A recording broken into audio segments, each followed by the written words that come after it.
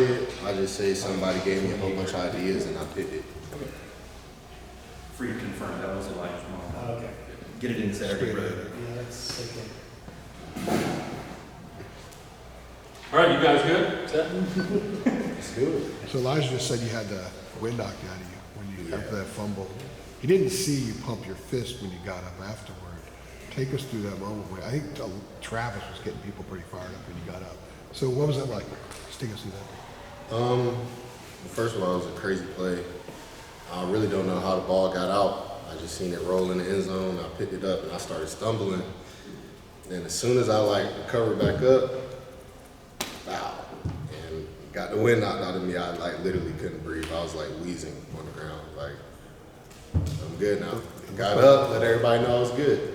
When you picked that ball up, did you have visions of 100-yard? I did. And they got shattered real quick.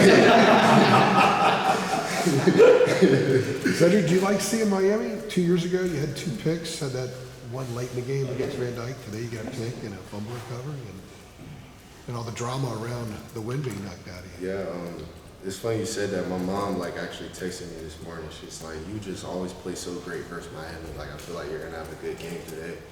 But just went out there, played well. I mean, I guess I do play good versus Miami. I don't really know what it is, but it was just fun to go out there with the guys today and get a win. Drake said that he told you at some point after you got the win knocked out of you, they're gonna have to drag us off this field. Mm-hmm. Is that? Do you remember him coming up and saying that? Did you think what?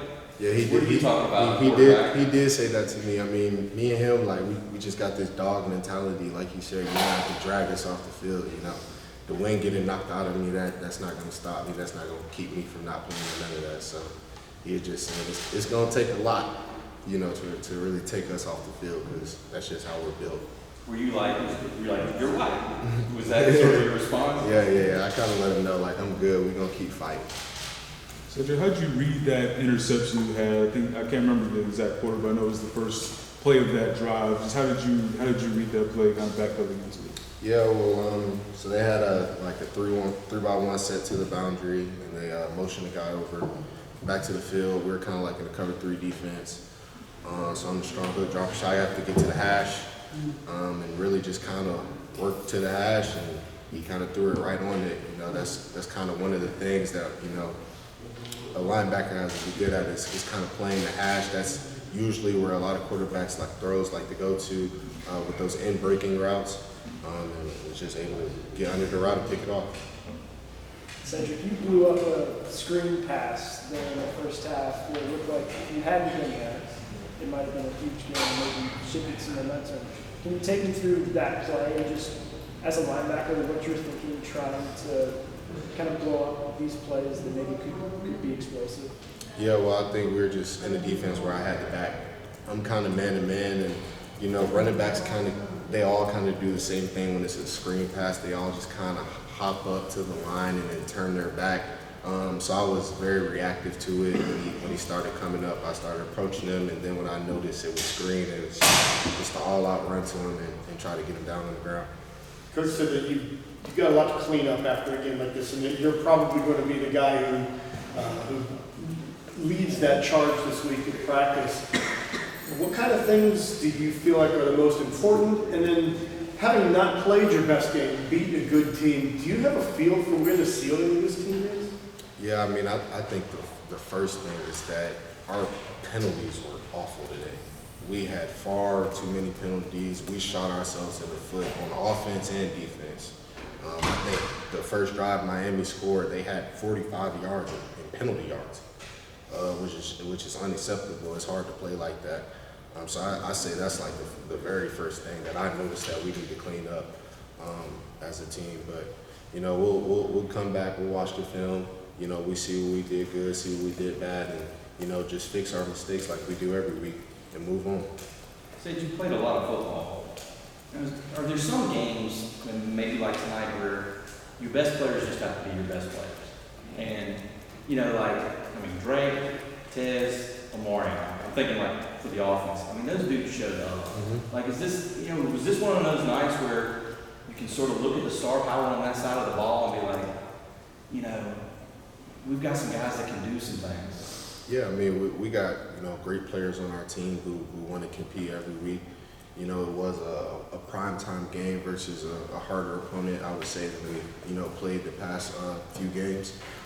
So I think, the saying, big-time players make big-time plays in big-time games. And I think, a lot of our big-time players is able to do that tonight. We've talked a lot about adjustments this season that you guys have been able to make, and you had to make more adjustments at halftime tonight. Because you've had so much success with that, when you go into halftime tonight, with the game going the way it was, how much having so much confidence in the staff that the adjustments they're telling you to make are going to work as a part of this process for you guys? Yeah, I mean, I think our adjustments, worked great. I mean, if you look at our third quarter play, gave up no touchdowns in the third quarter. Offense, I think, scored 2 touchdowns. So we just came out on a roll, making adjustments to what they were doing. But yeah, I mean, like I said, previous weeks before, that's something that we're confident that we're able to do as a team. Make adjustments, if needed, and not, panic, when anything happens. So It was 24-0 to start the second half for you guys. Yeah. And staying on the confidence part, though, when you believe so much in what your coaches are telling you, what is that like, as opposed to maybe being in situations where there isn't as much confidence in what the coaches are? I'm not asking you to talk about past people, but currently, when you know that Gene says, okay, this is what we're doing, and you guys have unbridled confidence that that's going to work. yeah, well, I mean, we all kind of noticed the different things that they're attacking us in the game that is giving us problems. And like you said, I mean, a great guy like Gene Chiski, a great coordinator, making his adjustments. I mean, we trusted him, but not only that, from my point of view, they make sense, the type of adjustments that he was making to some of their plays. So, if we just continue to believe and just continue to listen to our coaches and do our jobs, we'll continue to grow. Cedric, you mentioned the penalties just a little bit ago, and going back and watching film on those. Are there specific things you're kind of looking for when you go back and look at it, and just kind of what are those film sessions like in that review process? Yeah, well, usually when guys have penalties, it's usually bad technique or they're panicking. That's probably the 2 biggest things when you have penalties. So, you just have to clean those things up. You can't panic in different situations. Speaking from a DB standpoint, and O linemen, they can't just hold on to a guy just because they might have bad technique or think that they're beat. So if we fix those things, then I think the penalty count would definitely go down. On first glance, just real quick to follow up. On first glance, do you think panic was one of the main causes? I know again you haven't looked at it yet, but just kind of being on the field, did you think that was one of the primary causes for those? No, I don't think it was the primary causes. I'm just saying, that's usually what happens when you tend to get, pass interference or holding calls on defense. Sure. Going back to that play where you got the wind knocked out of you, I can imagine that not being able to breathe, however briefly, is a fairly scary experience. But you mentioned that that's not going to get you down, you're going to get back up from that. How do you do that mentally and just keep playing and play at such a high level like you did? Yeah, well, I mean, I've gotten the wind knocked out of me before. This isn't, the first time happening. Although I will say that was probably like the worst experience of it. I was on that ground wheezing, but I kind of knew what was happening. I knew I'd be fine. I knew I just had to catch my breath and it was ready to go back in. Last 1%. Not to give you a pass on penalties, because it was almost a school record. You guys looking up penalty It's bad. records, man. It's bad. Yeah, I mean, we're looking up penalty records for God's sakes. But is it in some ways unavoidable when you're playing a team like Miami, who obviously plays with a certain edge, is going to talk?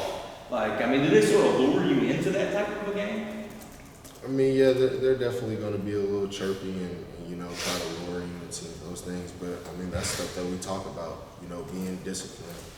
Coach Brown literally said it before the game. They're a little chippy team. They like to talk a lot. Don't react to them. Let them get the penalty. Coach literally gave us that message. So with us already knowing that, I mean, you just got to play smart and not respond. All right. Thanks, Thanks, Ed. Ed. Great stuff, Sid.